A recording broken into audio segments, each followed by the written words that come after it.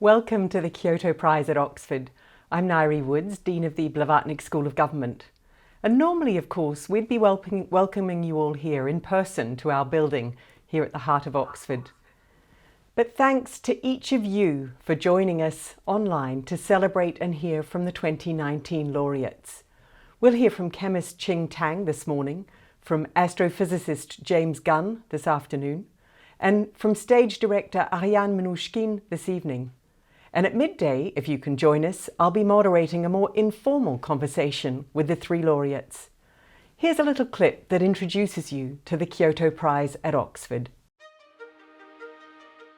The Kyoto Prize was founded by Kazuo Inamori in Japan as a prize that would celebrate some of the best achievements in science, in the arts and philosophy, and in technology. It's about 100 million yen, that's nearly $1 million.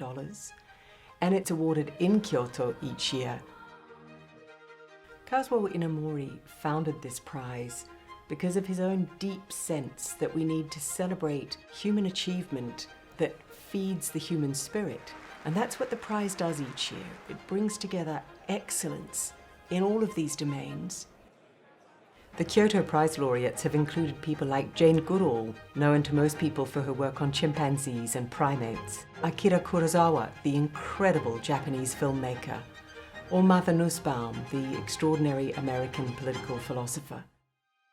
Here at the Blavatnik School of Government, we partner with the Kyoto Prize to celebrate it, to bring the Kyoto Prize winners here to the heart of Oxford University, because they enable us not just to hear about the cutting edge of technology, of science, of art and philosophy, but to invite all our colleagues from other parts of Oxford, from Oxford's high schools, from other universities.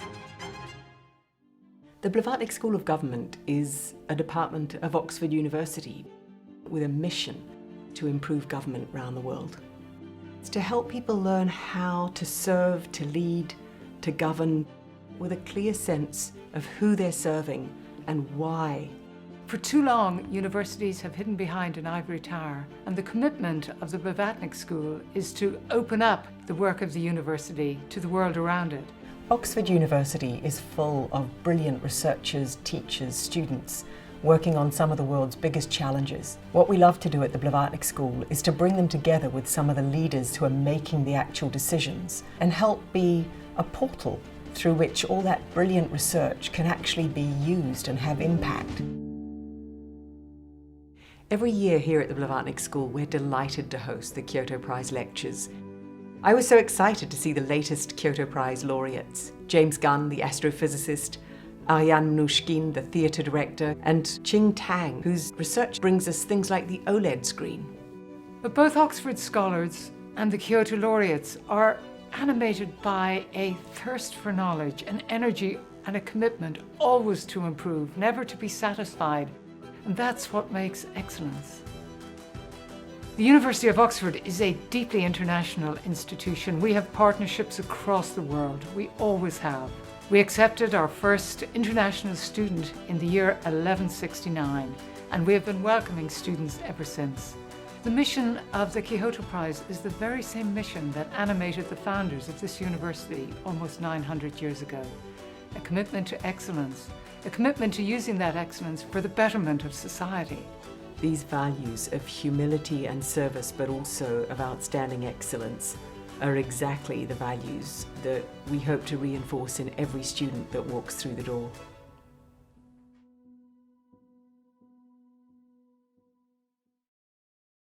Moderating the first of the Kyoto Prize at Oxford lectures today is Henry Snaith, Professor of Physics here at Oxford.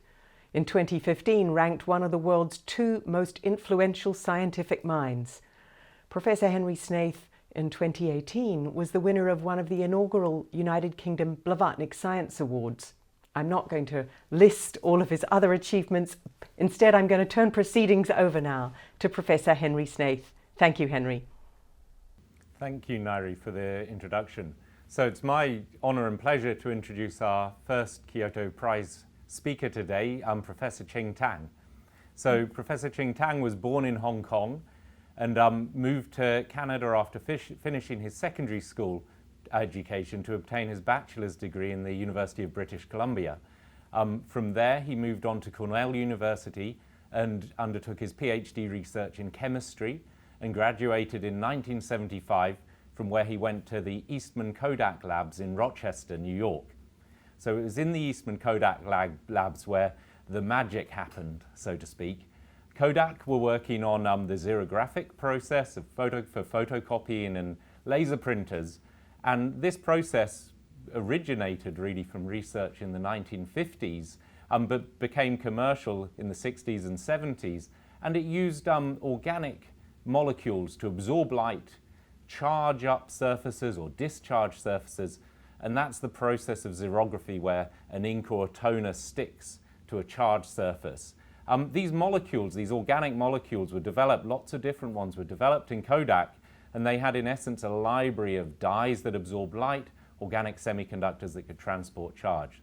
So when Professor Tang started in 1975, he was tasked with seeing if he could make useful photovoltaic devices from these materials, and in fact made some key breakthroughs, which I'm sure we'll hear the details of very shortly, that culminated in a two-layer organic heterojunction.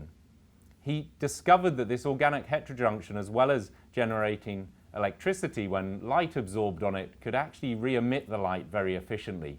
And this discovery of this organic light-emitting diode really starts the sort of modern era in organic electronics and starts the technology that developed into commercial OLEDs. So in the work that originated this stuff, this discovery really took place in around 1975 to 79, but because Professor Tang was working in a company that was more interested obviously in the commercial exploitation, he was only allowed to publish this, or the publications came in 1986 and 1987. And I started my PhD in 2001, and by then these papers had mythical properties. They were the legends of the origin of organic electronics. And one of the measures of impact in the scientific community is how many papers have cited or referenced to this original work.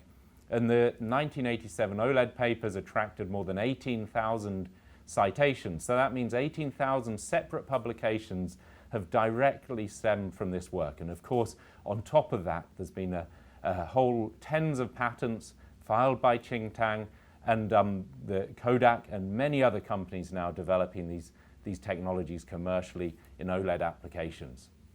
So following his time at Kodak, when Professor Tang retired, he could have just sort of retired and probably enjoyed a very nice retirement, but he was curious to develop science more. So he took on a position at Rochester University of Rochester, and took on the Doris John Cherry Professor of Chemical Engineering. And more recently still, he's taken on a professorship at the Hong Kong University of Science and Technology Jockey Club Institute for Advanced Study. And there he now has these joint appointments between Rochester and Hong Kong, and I believe he spends most of his time more recently in Hong Kong, where he's returning to his motherland. Professor Tang has won a number of awards and accolades, and I won't list them all, but just some of the key accolades and honorary fellowships. He was elected to the Fellowship of the American Physical Society in 1998, and he's a founding member of the Academy of Sciences in Hong Kong. He's won a plethora of other awards, which I won't talk about, because what we're most interested in is his Kyoto Award and his Kyoto Award presentation. So thank you very much, and I'm very much looking forward to hearing your talk, Professor Tang. So I'll hand over to you, and we will enjoy the next half an hour or so of your presentation.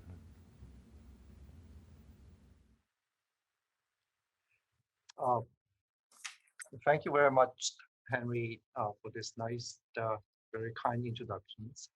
Well, first of all, I would like to thank the Inamori Foundations for honoring me with the Kyoto Prize.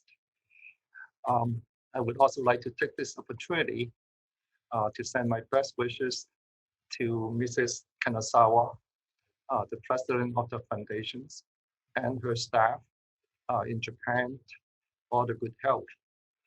And I also want to thank the Kyoto Prize at Oxford for hosting this event. The title of my talk, the evolution of the science of organic light-emitting diodes. As Henry said, I've been at many places. My current institution is Hong Kong University of Science Technology. I was born here in Hong Kong. I spent 31 years at Eastman Kodak Company from 1975 to 2006. And after that, I spent my time in academics in the University of Rochester and here at the Hong Kong UST.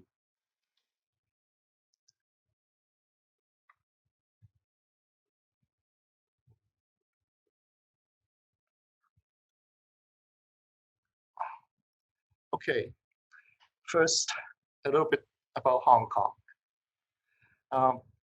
This is the map from Google Earth.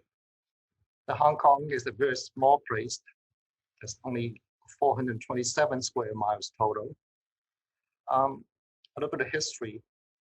In 1984, it was a British colony after the Opium War. And in 1997, it was returned to China as a special administrative region of China.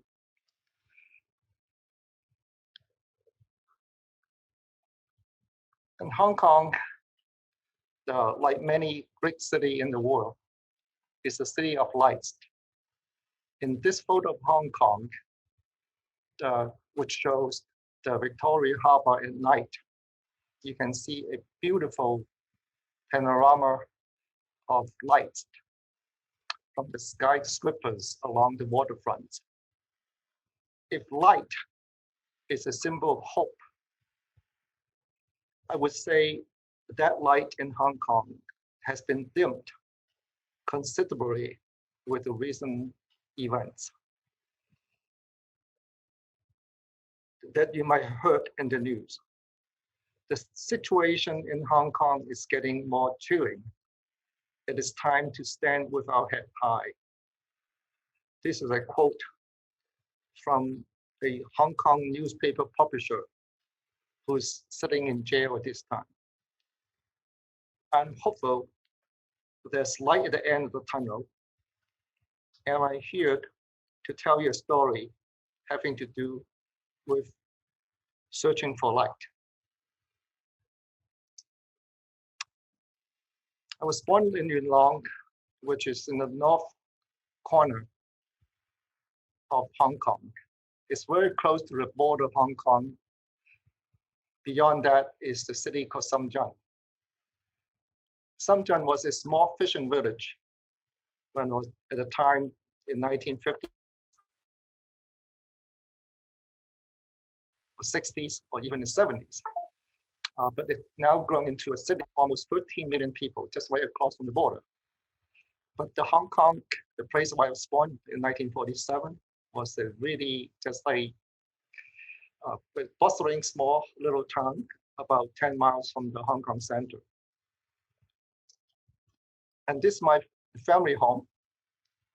It's a brick mansion by the British standard. It was built in 1921, almost 100 years ago, and still standing.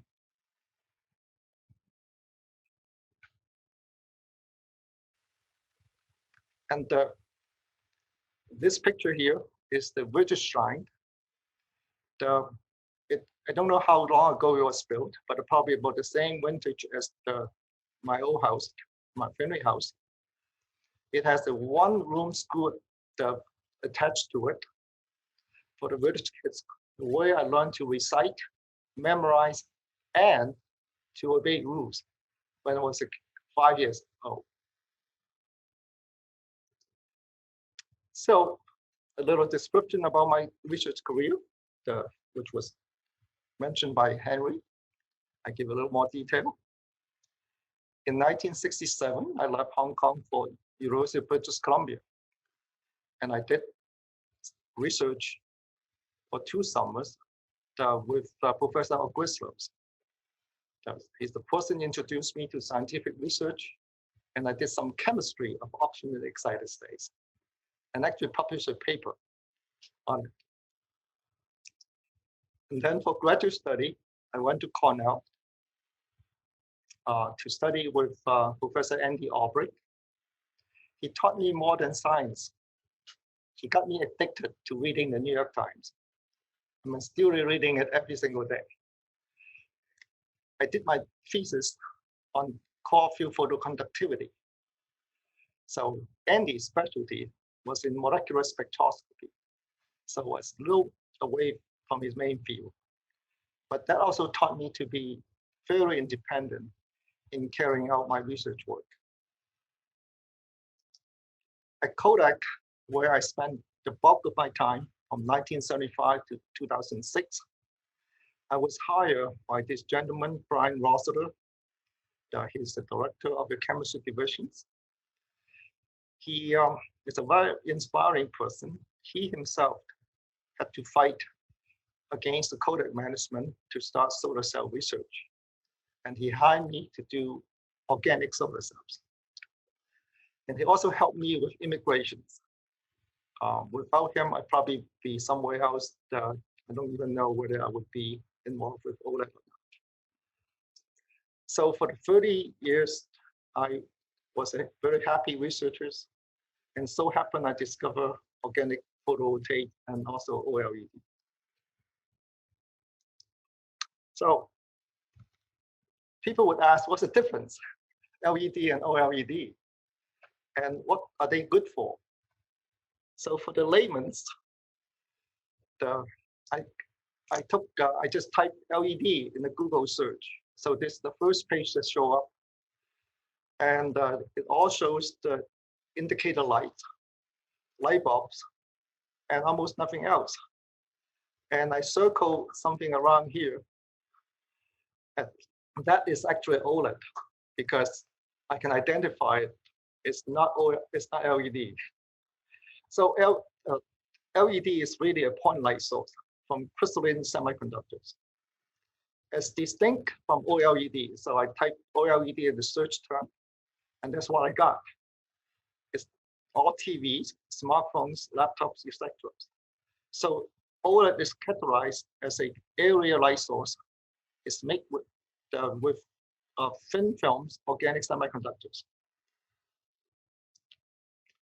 So for the LED, these three gentlemen earned the Nobel Prize in 2014 for the invention of efficient blue light emitting diode, which has enabled bright and energy-saving white light sources. And then for the organic side, it's not organic LED that they won the Nobel Prize for, but they won the Nobel Prize for the discovery of and development of conductive polymers. These three gentlemen, Alan Heger, McDermott, and Sorakawa, they accidentally discovered that polyacetylene, when it's doped incorrectly, it would give you metallic behavior. In fact, the work on conducting organic materials have been done much prior than that. So this is the work, this is the Professor Hinoguchi. He won the Kyoto Prize in 2007, but his work on organic dark conductors was as early as 1954 in his classic paper of doping pearline with bromines. So he was awarded for pioneering and fundamental contribution to organic molecular electronics. So prior to my work on organic light-emitting diorganic solar cells, there's a whole history of dark conductors, which turned out to be scientifically very interesting, but technologically was not as significant. So here I list in this table what are the most significant organic-based electronic and optoelectronic device that has a tremendous commercial impact, and some of them don't. So liquid crystal is one. The space of the property is basically acting like an insulator. It's a dielectrics. An organic photoconductor, you need to have a very good dark insulations and some photosensitivity is used for electrophotography. Liquid crystal have over $100 billion in the market values. And the organic photoconductor probably approaching that, I don't know for sure, but it's a large number. And for the organic semiconductors, which is based on weak electron donor acceptor interactions, you have application like OLED, OPV, and organic thin film transistors for circuits. You can look at the impact here. The organic LED today has close to $30 billion in market values. Organic photovoltaic probably less than 10 million. This is not 100 million. And the organic TFT so far has not been commercialized, have been commercialized, but have very little impact so far. As far as the dark conductor goes, it's based on the strong electron donor and acceptor interactions. It's a metallic property. It's used for anti-stack, for electrodes, maybe for battery. And I really do not know what is the commercial value at this point. So, as Henry said, I have published a few papers, and one in 1986, which was based on the two-layer organic solar cells. The other one in 1987 was organic electroluminescent diodes, and the third one was the electroluminescence of a dope organic thin film for color. And Henry quoted like a 16,000 citation for this paper. I think it was a little overstated. But I'm quite happy with 12,000. So let me just go through the discovery phase a little bit, and then I move on to the display applications. So it started with organic photoconductors, the work on electrophotography, and which led to the organic heterojunctions, which leading to the photovoltaic and organic limiting diodes. So this machine, the Xerox 914, is a classic. It actually was started in 1954. That's quite amazing when I saw this number here, this year. But anyway, the engine, the key engine is the photoconductor belt, which go around here. And then the photoconductor is charged by here, and then it get exposed and get developed by using toners, and then if you fix it, and the paper comes out from here. So the photoconductor is the key because you have to be able to sense to do the imaging. Today, Kodak is still in this business, using photoconductors, organic photoconductors, and also all today's laser printers are based on photoconductors.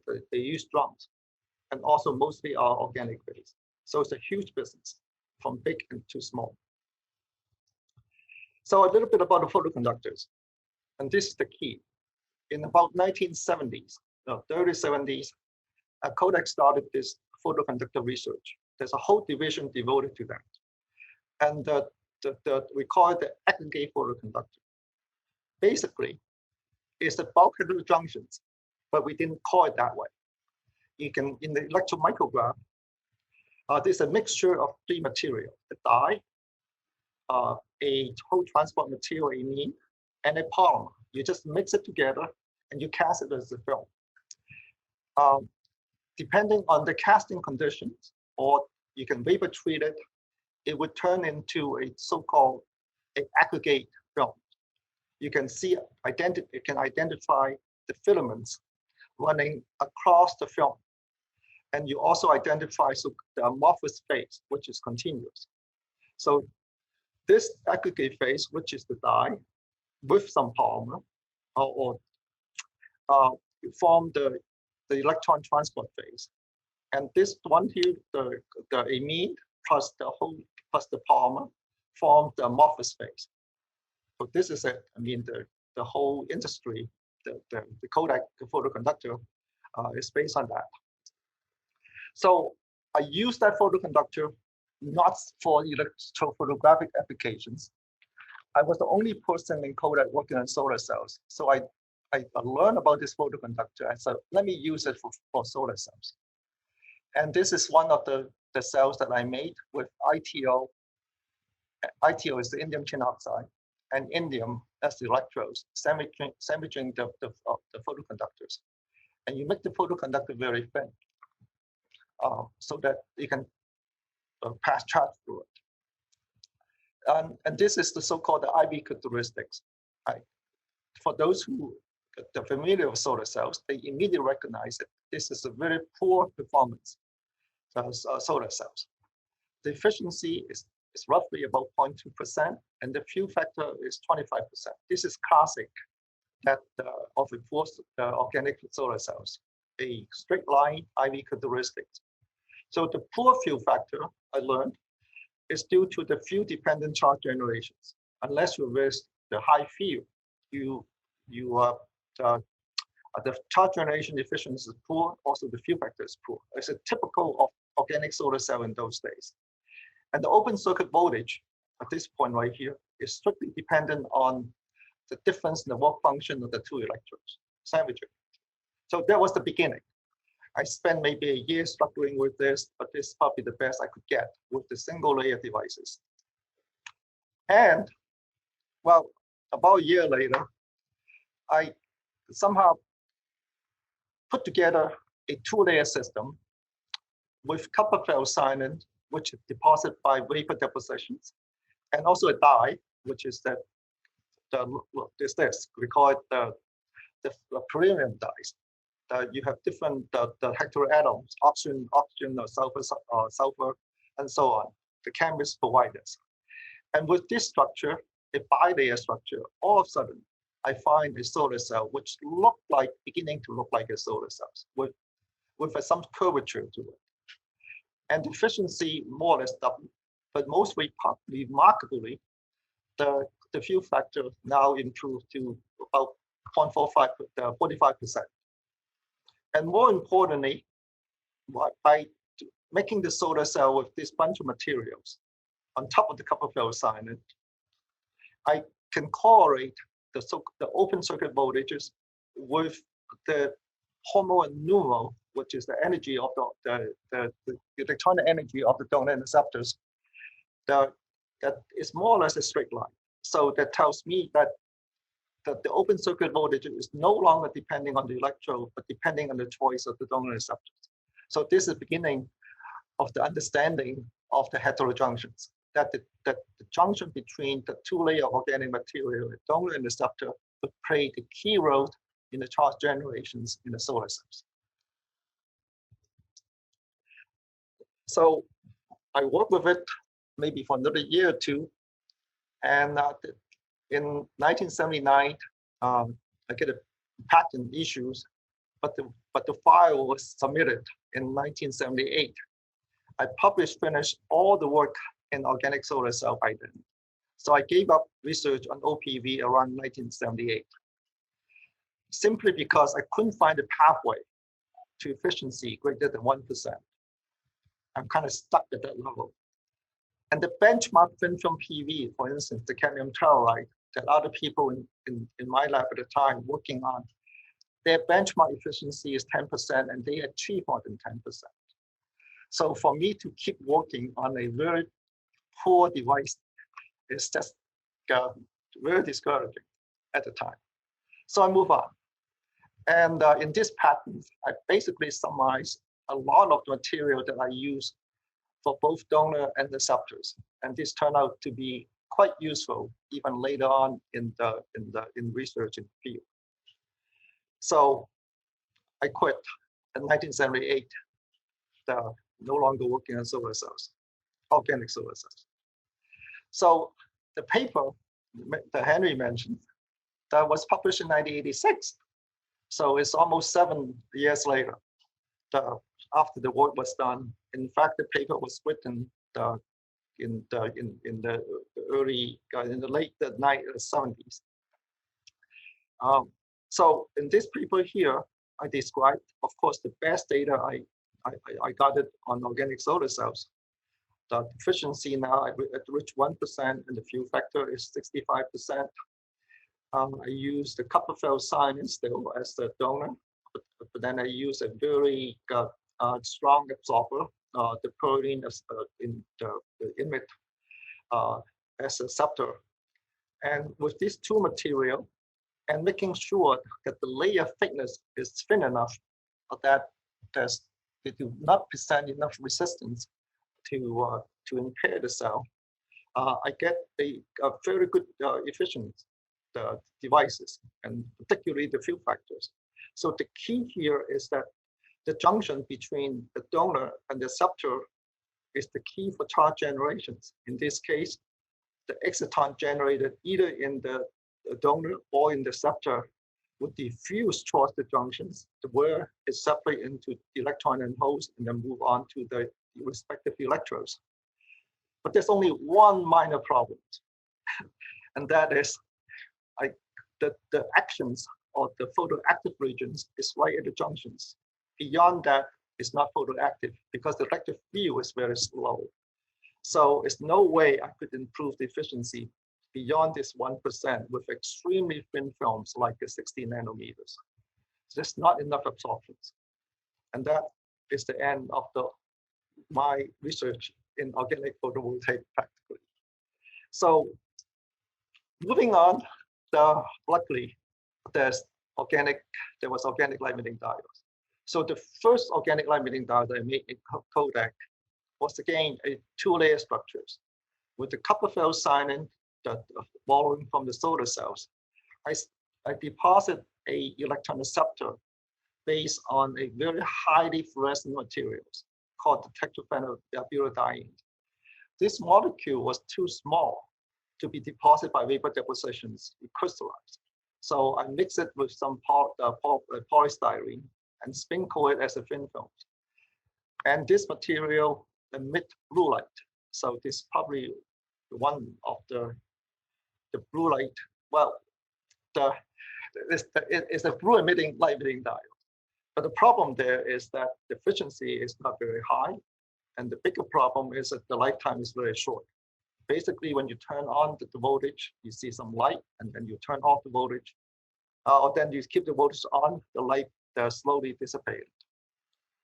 But nevertheless, we apply for a patent for it.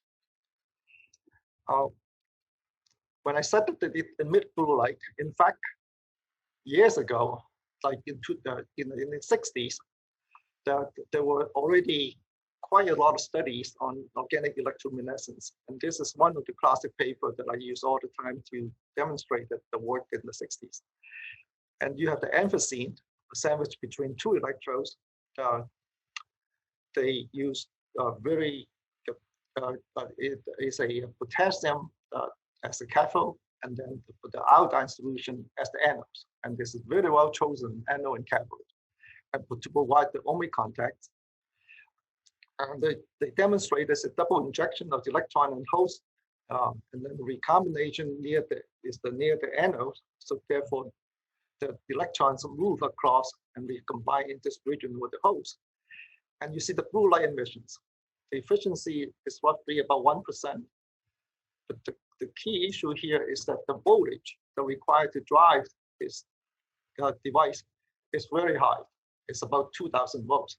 So even though the efficiency is quite quite remarkable, in practice, it's not very useful as a light emitting device.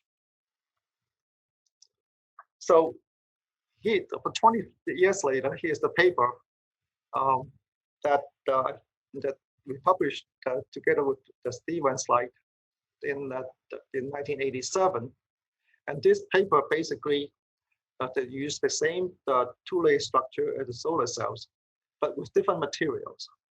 So the donor now is this amine instead of Kupferfeld cyanide, and the receptor is the molecule called the ALQ. With these two, the donor and receptor having a bilayer structure, again using the ultra-thin organic films, roughly about 50 nanometer each, and couple that with a novel cathode at the time for the magnesium silver alloys, and you get the drive voltage of about 5 volt and a very fast response time on the order of microseconds.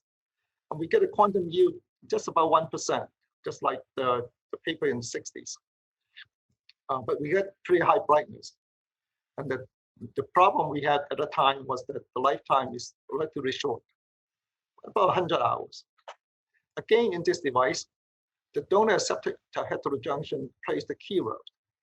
But in this case, it's very different. It doesn't require light absorptions.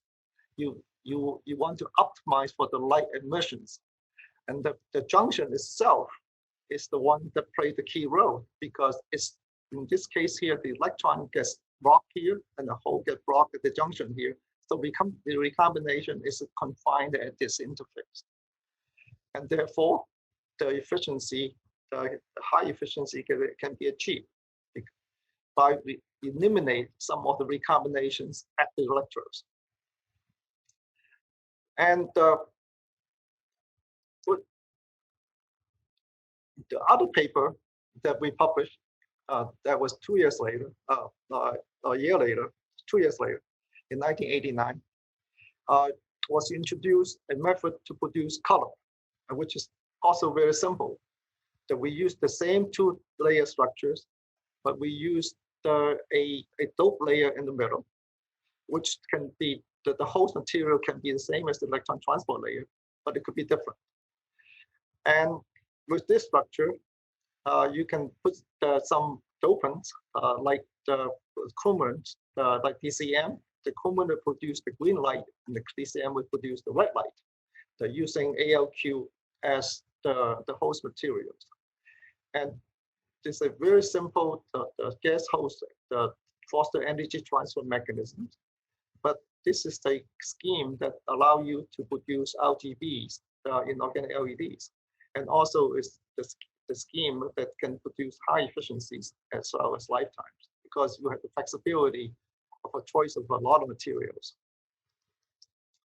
So today, this is the classic structures that everybody trying to aim at or trying to accomplish, and that is that you have a 5-layer structure, 7 altogether, in fact, including the injection layer.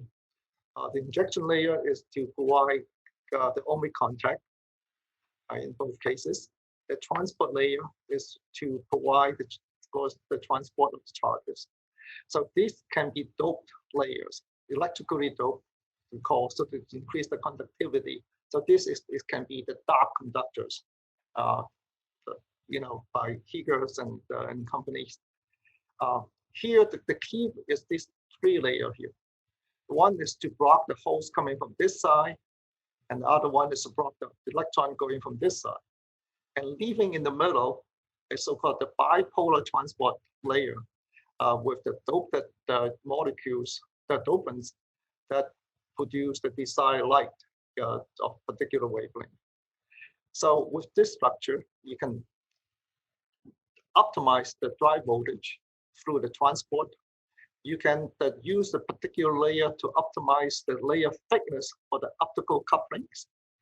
And you can reduce the layer of this one here, or this 3-layer, to make, you can have a latitude to change the layer thickness to optimize the device performance, in other words.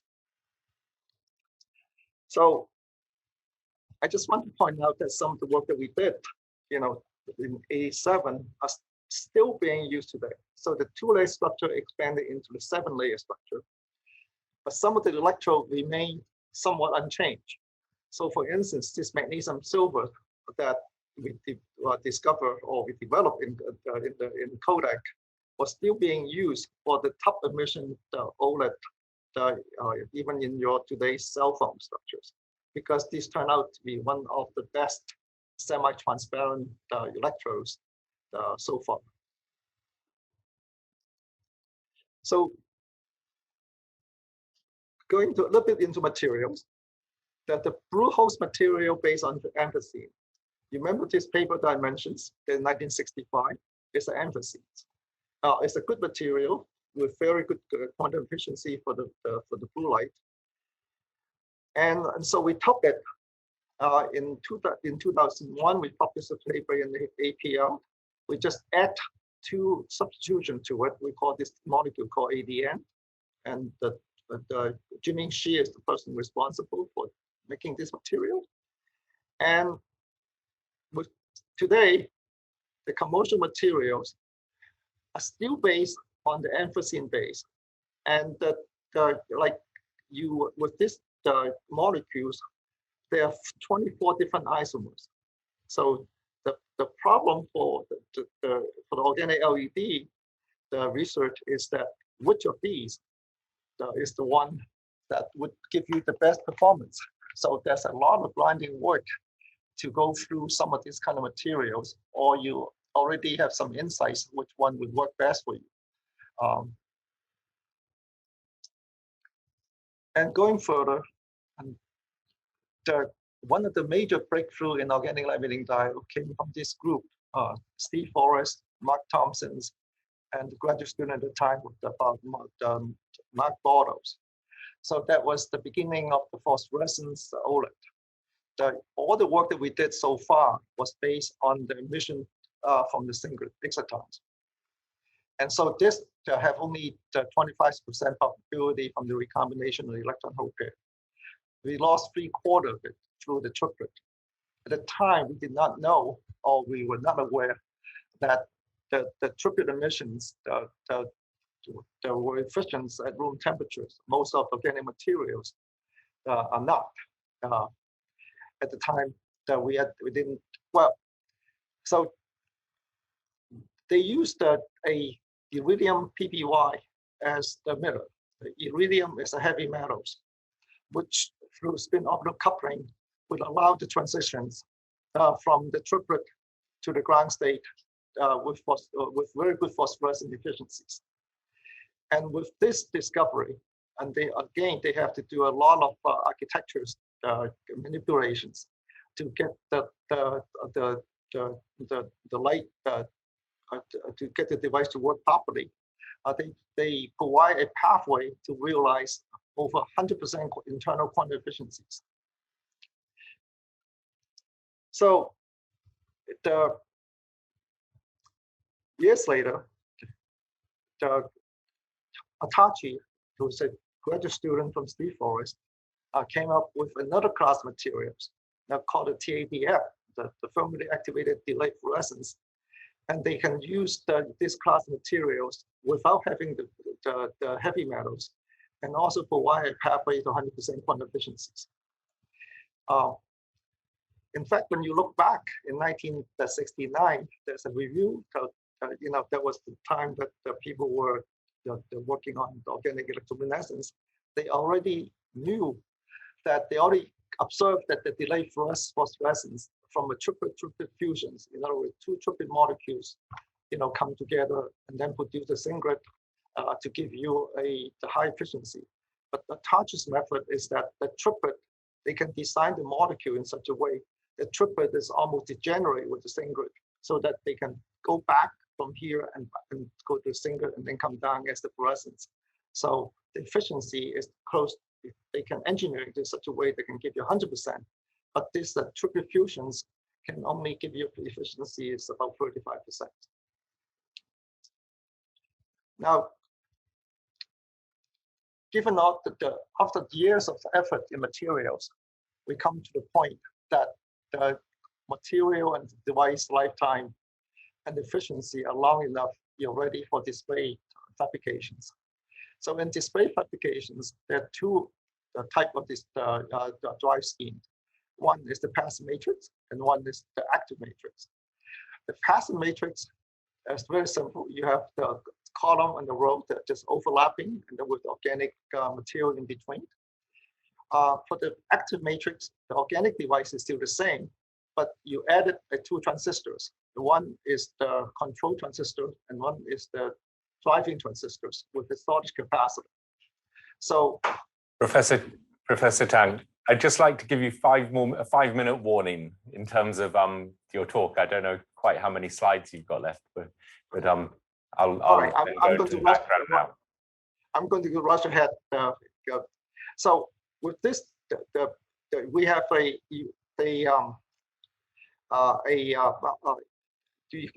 the passive matrix that is useful for making a simple display with very few pixels.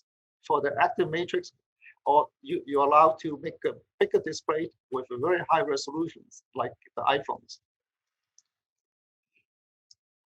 So can OLED can compete with the LCD? The LCD is a very complex device. You need the backlight, you need the polarizer, and so on. But the biggest problem is that the transmitted light, even if the LCD is closed, you have a leakage. And this one here, and for the organic LEDs, if you can turn off the voltage, it's completely black. And so the OLED can provide a better performance in principle with a simpler and potentially lower cost structures. We tried to do it, we attempt to do the passive matrix display back in the 1990s, doing in the photolithography method. We failed miserably because we have trouble patterning the top cathodes. All right. So, and then the method that I came up with to solve this problem is so-called introduce the in situ shadow mask, and to allow the deposition of metals without getting a gap in between with this mask in place. And this was patented in 1994, and then pioneered also had the patent in 1997. The first production line for passive matrix OLED was built in 1997, and then the product was the first cell phones and also the car audios. They're all monochrome display, and today you have the passive matrix, which is the quite nice looking, but still very low resolutions. And for the active matrix display, you have the television, the tablets, and the laptops, the watches, and all. And they're all based on the very complicated circuit structures. And the most basic one is 2 transistor and 1 storage capacitor. And the more complicated one, you have a 7 transistor and 1 capacitor, and very high resolutions and very complex, stack architectures with the OLED on top of it. And so that's what you hold in your phone. And for the televisions, we need to have very high brightness and also long lifetime. And we depend on the tandem structure where you stack all the OLED a couple of OLED together, and so that you can produce higher brightness and using a lower current.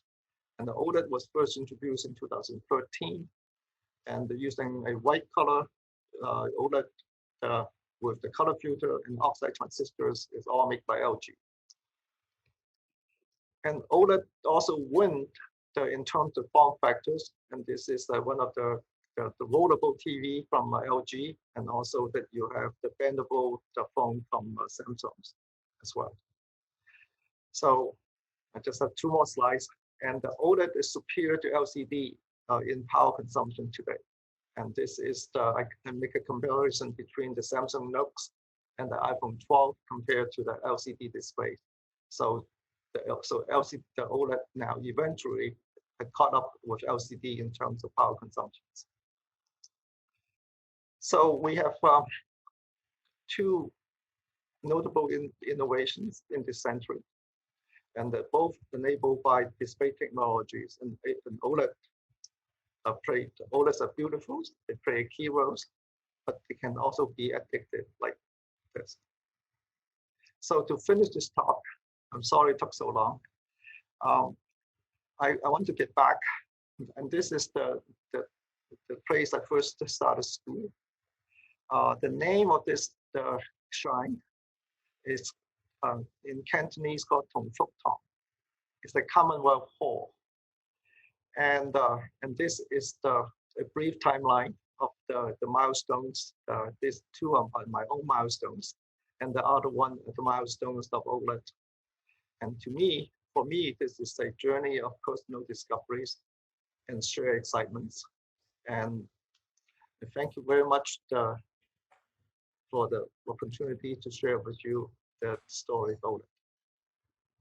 Well, thank you very much. I will clap on behalf of everyone watching. So, well, thank you very much, Ching, for sharing your journey, your sort of research life story and the great success there's been.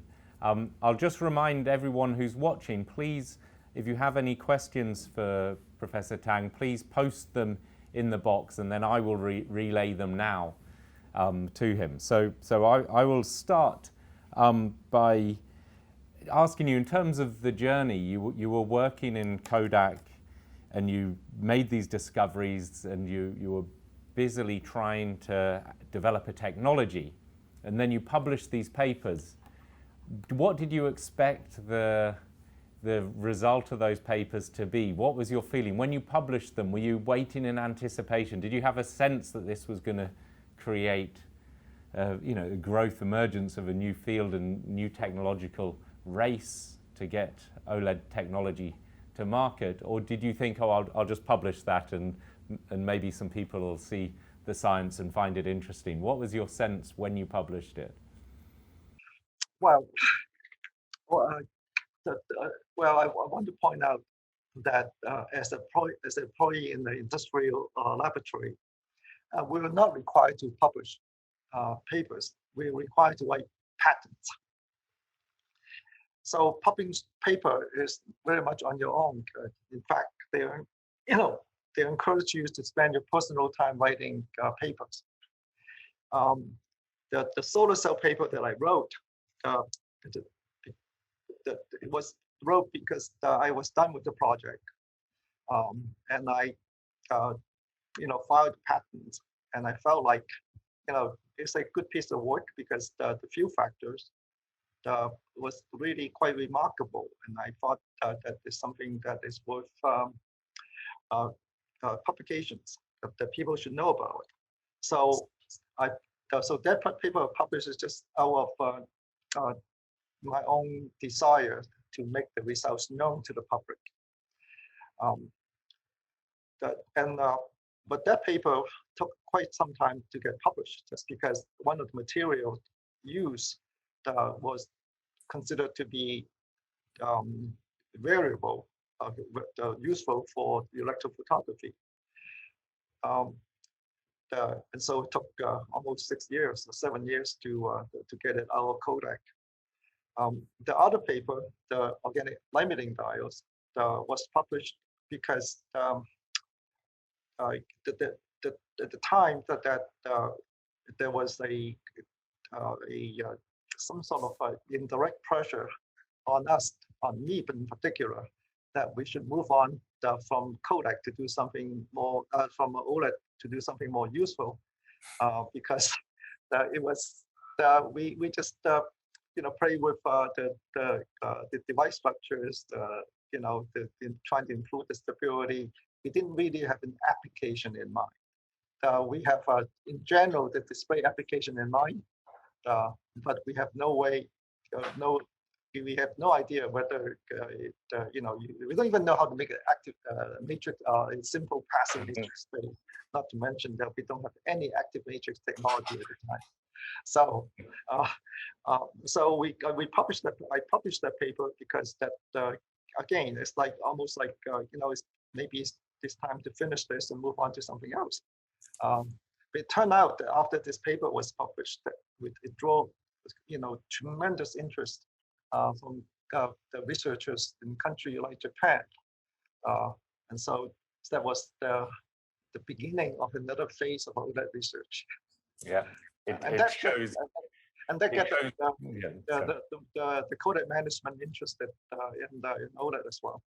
It shows the power of collaborative research, where if you just kept it in Kodak, it may have taken another decade or two to evolve, or may have been put on the shelf. But sharing with the community enabled a lot of excitement and advancement to take place. I've got a series of other questions coming in. They're coming in quite thick and fast now, so I'll just ask a couple of them. So there's one from someone called Ila Verman from India. So we've got people joining from all over the world. And they're asking what challenges lie ahead in OLED research.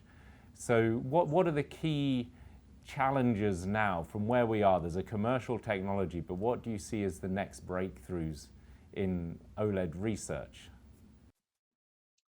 Okay. What made in terms of there's two components here. If in the basic research, the key versus the manufacturing research. In the manufacturing side, you always want to have a better, a more cost-effective process, and that need to be continuously improved in terms of even the shadow masking technologies and the vacuum deposition technology and all that, and encapsulation technology. And the basic side here, we still have the lifetime issues. The OLED is not 100% perfect. Maybe the green, the red light, the red OLED, the green OLED is long-lived enough for all kind of applications, but the blue OLEDs are not. Okay, we have to somehow use schemes to prolong the life of OLED. Like for instance, we have to make the OLED pixel a little bigger than the red and the green pixel so that it would last longer. Or we have the electronic compensations. So if the pixel dims, we can jack up the current a little bit to make it a little brighter, all right? So that it would last over the length of the time of applications. So the one of the key about we're still doing it in our lab is to figure out the instability of the OLED devices, particularly the blue OLED, particularly the phosphorescent blue OLED. You still don't have a very long-lived phosphorescent OLED. So anybody can solve that problem. It would be another, major breakthrough. So related to that are the TADF molecules, these non-phosphorescent, well, I guess it is phosphorescence, but the non-heavy metal complexes, the TADF molecules, do you think they are the path to high stability blue emission, or are there challenges with getting blue emission from those molecules as well? Well, I don't know whether they have basis to say that they would have a better stability compared to our current set of materials, just because I haven't talked in this presentation that one of the key issue is the carbon-nitrogen bond dissociations in the organic materials. And if that bond is roughly about 3 electron volt, then if excitation energy is higher than that, you might run a chance of having that as a fundamental stumbling block. And the TADF material, they do have that, carbon-nitrogen bond all over the place. As you know. It's the definition of organic semiconductor, organic.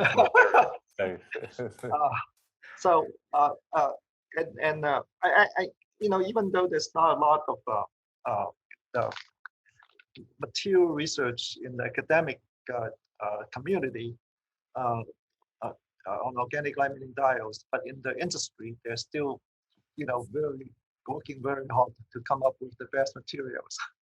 Okay, so I've got another question from someone called Wenbo Lee, who, if I paraphrase what they ask, basically in the early days, the stability and efficiency of OLEDs looked relatively poor compared to LEDs or compared to the liquid crystal display. So what kept you going? What kept you motivated to keep researching in this area? Well, I think there's a steady improvement in lifetime and efficiencies after the 1987 paper. I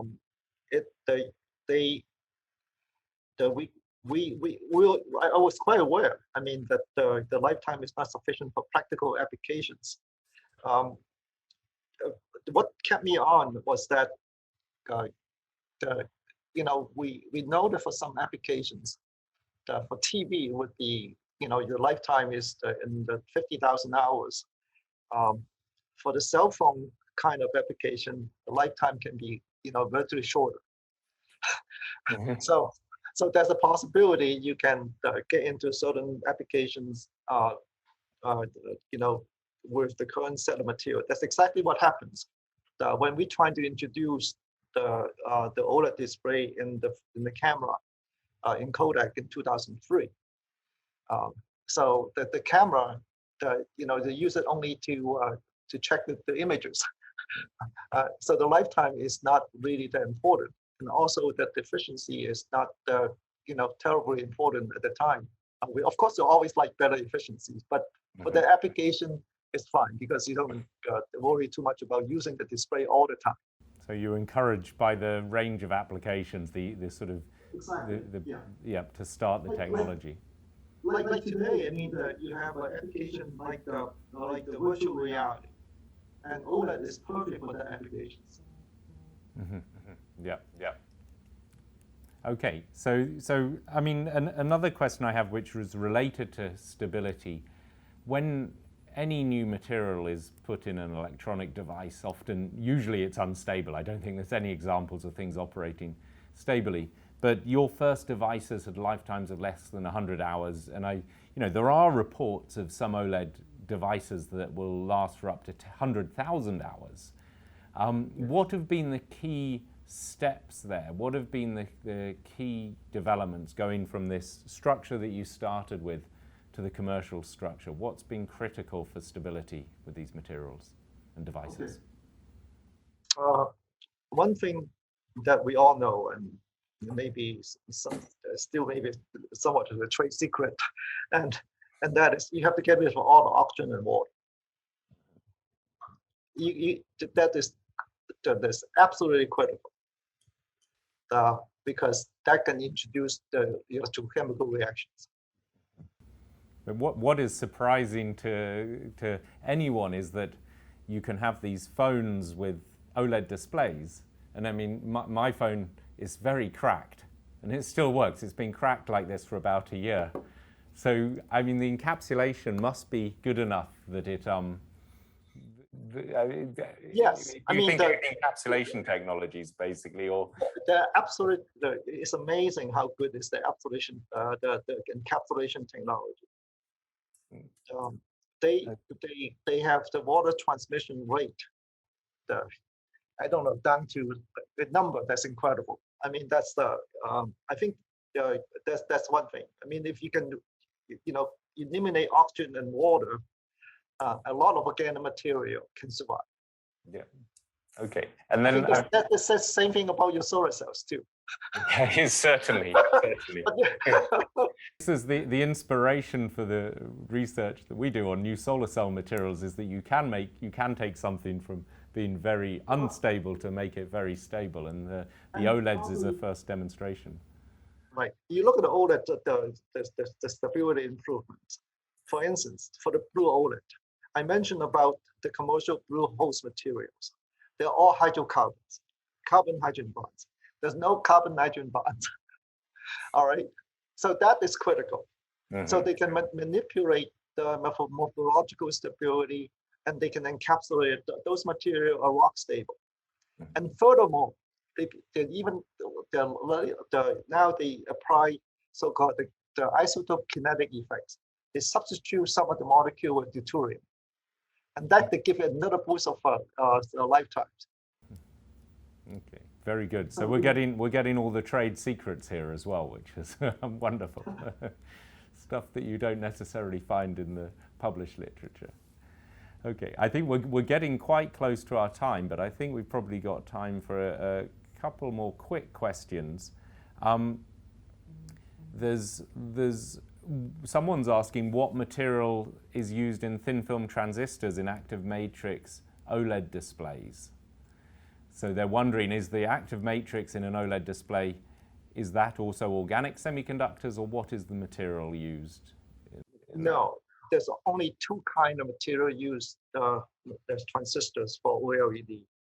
One is low temperature polysilicon, which is a standard material. You find it in your iPhones, that's all the OLED phones. And then you have the oxide TFT, the ICGO, oxide TFT, which is the used in all televisions. And of course, the oxide TFTs has been another great, relatively The oxide recent TFT success is story. another big invention. I think it's invented for OLED. Yeah.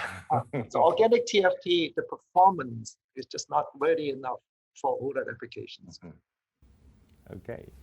And well, I think we're probably about there on time. Is there anything else you'd like to share, which I tried to rush you on your talk? Is there any last comment or statement you'd like to give to the audience, either to inspire young researchers or about the technology? Is there any last statement you'd like to make?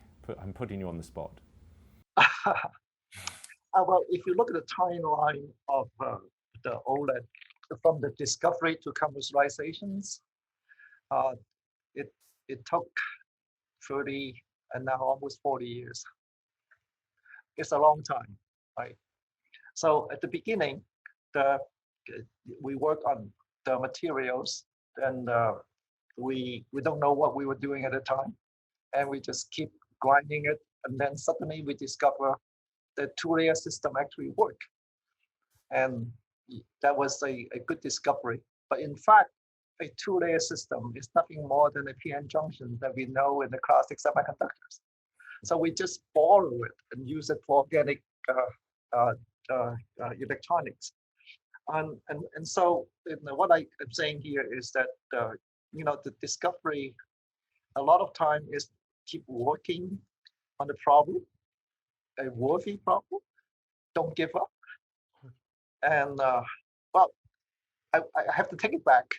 Sometimes you have to give up because you hit a roadblock, but then you know where to branch to. I think that's important. Yeah. Okay. But then you took the knowledge from where you failed and apply it to where it could succeed.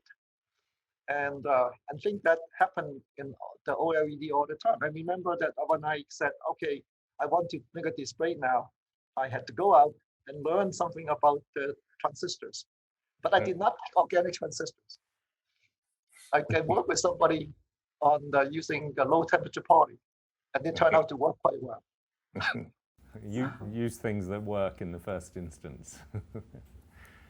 Okay. Well, thank you very much. I think the resilience in research and science is very good advice, and also the sort of making it very clear that you don't make these phenomenal discoveries overnight. They take many years of dedicated effort, and I guess being the curiosity that drives you forward also keeps you very interested. You have to enjoy the discovery and the investigations almost for the sake of the science itself, and then the technology will advance. I have to say that everyone enjoys discoveries. It's really the grinding part of it. After the discovery, that you still have to work very hard to get it to make the things better. And so you have to be persistent, like you said, the resilience to make it work. Well, thank you very much. So I'll just thank you on behalf of everyone who's listened in once more, and it's been an absolute pleasure discussing with you as well. Okay. Thank you very much. Bye-bye. Bye.